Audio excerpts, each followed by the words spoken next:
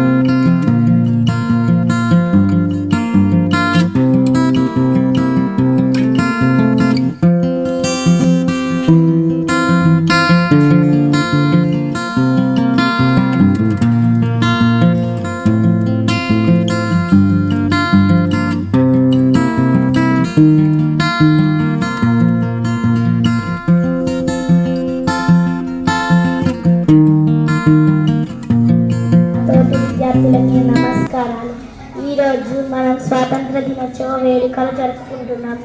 ఈరోజు ఆగస్టు 15 మనందరికీ జెండా పండగ. స్వాతంత్ర దినోత్సవం అంటే కేవలం వేడుకలు జరుపుకోవడమే కాదు, ఇవి మన దేశభక్తి మరియు స్వేచ్ఛ యొక్క మధురానుభూతి. 200 ఏళ్ల పాటు బ్రిటిష్ పాలనలో ప్రజలు అందరూ ఎన్నో కష్టాలు పడ్డారు. బ్రిటిష్ పాలన నుంచి విముక్తిని చేయాలని ఎందరో మహానుభావులు కృషి చేశారు. వారందరి ప్రాణత్యాగాల వల్ల 15 ఆగస్టు 1947 సంవత్సరంలోనే స్వాతంత్రం లభించింది. వీరుల ప్రాణత్యాగాల వల్ల ఈరోజు మనం స్వేచ్ఛగా జీవిస్తున్నాము. వారందరినీ ప్రతి ఒక్కరు గౌరవించాలి. జై హింద్, జై భారత్. ధన్యవాదాలు. మన పాఠశాల ప్రధానోపాధ్యాయులు వెలుగటూరు మండల ఎఫ్పిఎస్సి ఎంఈఓ భువనగిరి ప్రభాకర్ సార్ గారికి, సర్పంచ్ కుమ్మరి మల్లేశ్వరి మేడం, ఎల్లయ్య సార్ దంపతుల గారికి, ఏఏపిసి చైర్పర్సన్ శ్రీమతి పెసరి వరుణ మేడం గారికి, సీనియర్ ఉపాధ్యాయులు వెంకటేశం సార్ గారికి, చెక్యాం గ్రామ ప్రజలందరికీ, పాఠశాల విద్యార్థులందరికీ 80వ స్వాతంత్ర దినోత్సవ శుభాకాంక్షలు. ముందుగా ఈరోజు ప్రభాత బేరీ ర్యాలీకి విద్యార్థులందరూ ఏ చిన్న గోల లేకుండా భక్తి శ్రద్ధలతో నిర్వహించారు. కాబట్టి ముందుగా మీ అందరూ కూడా అభినందనీయులు. వారందరికీ మన కరతాళ ధ్వనులతో ఒక్కసారి వారిని అభినందిద్దాం. పోతే ఈరోజు కాశ్మీర్ నుండి కన్యాకుమారి వరకు, ఆసేతు హిమాచలం, ఆబాల గోపాలం 80వ స్వాతంత్ర దినోత్సవాన్ని భక్తి శ్రద్ధలతో జరుపుకుంటుంది. ఈరోజు మనం అనుభవిస్తున్నటువంటి ఈ స్వేచ్ఛా స్వాతంత్రానికి కారణం అనేక వందల వేల మంది ప్రాణ త్యాగ ఫలితం నేడు మనం అనుభవిస్తున్నటువంటి స్వాతంత్రం. వారిలో ముఖ్యులు గాంధీ, నెహ్రూ, సుభాష్ చంద్రబోస్, భగత్ సింగ్, ఎందరో మహానుభావులు. అందరికీ వందనాలు. సో వారు చూపించినటువంటి దేశభక్తిని నేడు మనం కూడా చూపించాలి ఖచ్చితంగా. ఈ సందర్భంగా దేశభక్తి గురించి మీకు ఒక చిన్న కథ చెప్తాను. ఒక ఊళ్ళో ఒక ముసలావిడ, పెద్దావిడ ఉండేది. ఆమెకు 3 కుమారులు. అయితే ఒక రోజున దురదృష్టవశాత్తు పక్క దేశము ఈ ముసలావిడ ఉంటున్న దేశం పైకి యుద్ధానికి వస్తుందన్నమాట. అప్పుడు ఆ పెద్దావిడ ఏం చేస్తుందంటే తన పెద్ద కుమారుణ్ణి యుద్ధ రంగానికి పంపుతుంది. కొద్ది రోజుల్లోనే దురదృష్టవశాత్తు ఆ పెద్ద కుమారుడు మరణిస్తాడు. ఈ విషయం ఆ అమ్మకు తెలిసి 2వ కుమారుని కూడా తిరిగి యుద్ధ రంగానికి పంపుతుంది. దేశం కోసం నువ్వు యుద్ధం చేయి ఖచ్చితంగా. 2వ కుమారుడు కూడా యుద్ధానికి వెళ్తాడు. దురదృష్టవశాత్తు తిరిగి 2వ కుమారుడు కూడా యుద్ధ రంగంలో వీర మరణం పొందుతాడు. ఇప్పుడు ఆ ముసలావిడ ఏం చేస్తుందంటే 3వ కుమారుణ్ణి యుద్ధ రంగానికి పంపనీకి సిద్ధమవుతూ ఉంటుంది. ఇంతలో పక్కింటి ఒక పెద్ద ఆయన వచ్చేసి, అమ్మా నువ్వు చూస్తేనేమో వృద్ధాప్యంలోకి వచ్చావు, ముసలితనంలోకి వచ్చావు. ఈ సమయంలో నీ ఆలనా పాలన చూడడానికి నీకు ఒక కుమారుడైనా నీ తోడు ఉండాలి. కాబట్టి ఈ కుమారుని కూడా యుద్ధ రంగానికి పంపితే ఈ మలిసంధ్య వేళలో నీకు అంత మంచి విషయం కాదు. కాబట్టి ఈ కుమారుని నువ్వు యుద్ధ రంగానికి పంపకు అని అంటారన్నమాట. కానీ ఆ మాటలు ఏవి పట్టించుకోకుండా ఆ ముసలావిడ తన 3వ కుమారుని కూడా దేశం కోసం యుద్ధ రంగానికి పంపుతుంది. పంపిన 3 లేదా 4 రోజుల్లో అక్కడి నుంచి ఒక సందేశం వస్తుంది. ఆ సందేశం ఏంటి అంటే, నీ 3వ కుమారుడు కూడా దేశం కోసం యుద్ధం చేస్తూ వీర మరణం పొందాడు అని. అప్పుడు ఆ ముసలావిడ ఏం చేస్తుంది అంటే బోరు నేడుస్తూ ఉంటుంది. ఇప్పుడు ఈ పక్కింటి ఆయన వస్తాడు. వచ్చి ఏమంటారంటే, నేను అప్పుడే చెప్పాను కదా అమ్మా,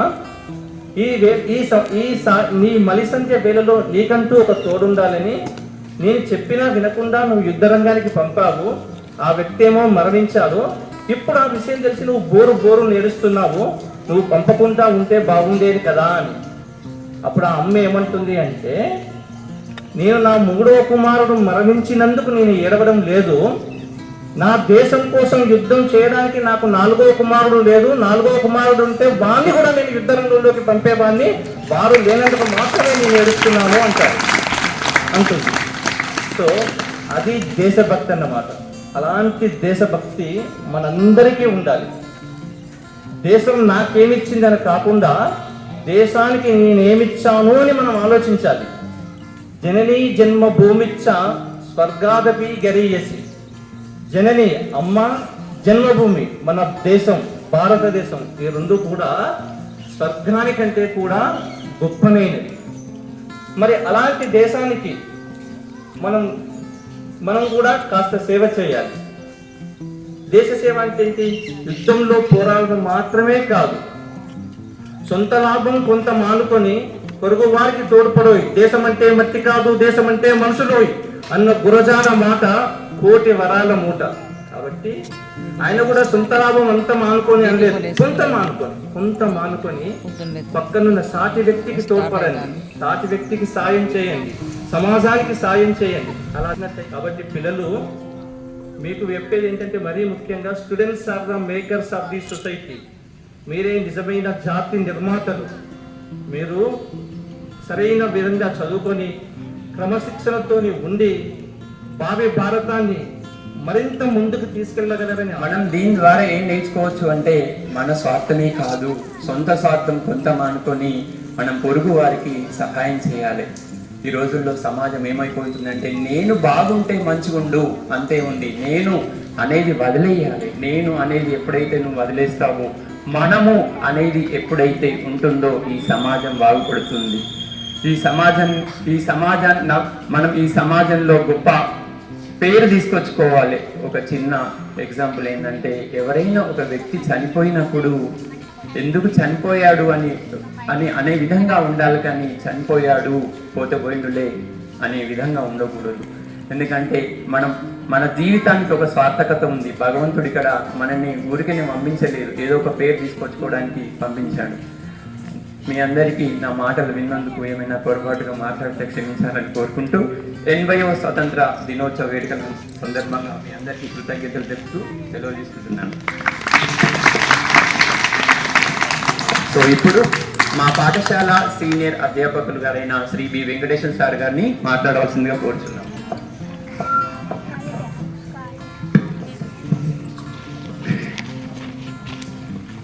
ఈరోజు సభకు అధ్యక్షత వహించినటువంటి మన పాఠశాల ప్రధానోపాధ్యాయులు గారు, మరి అదేవిధంగా వెల్లటూరు మండల విద్యాధికారి గారికి, మరి అదేవిధంగా మన గ్రామ ప్రథమ పౌరులైనటువంటి కుమ్మరి మల్లేశ్వరి ఎల్లయ్య గారికి, మరి అదేవిధంగా ఏఏబిసి చైర్మన్ గారికి, మరియు గ్రామస్తులందరికీ, మరియు యువకులకు, మరియు విద్యార్థులకు, మరియు ఉపాధ్యాయులందరూ కూడా 80వ స్వాతంత్ర దినోత్సవ శుభాకాంక్షలు. ముఖ్యంగా ఎందరో మన సార్లు అందరూ చెప్పారు, ఎందరో మంది త్యాగ